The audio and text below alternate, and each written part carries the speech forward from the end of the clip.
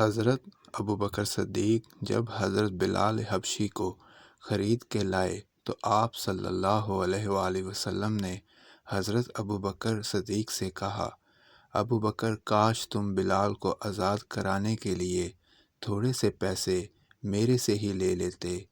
تو حضرت ابوبکر صدیق نے فرمایا، یا رسول اللہ صلی اللہ علیہ وآلہ وسلم، میرے پیسے کس کے ہیں؟ میرے پیسے آپ کے ہی تو ہیں۔ سبحان اللہ۔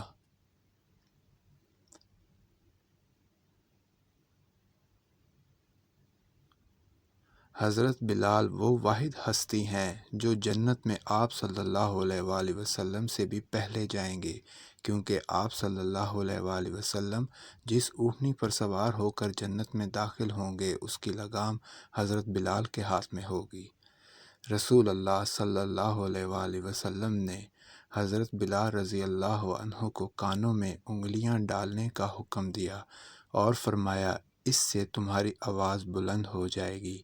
مزید واقعات احادیث سننے کے لیے ہمارے چینل کو سبسکرائب کریں اور بیل آئیکن کا بٹن ضرور پریس کریں۔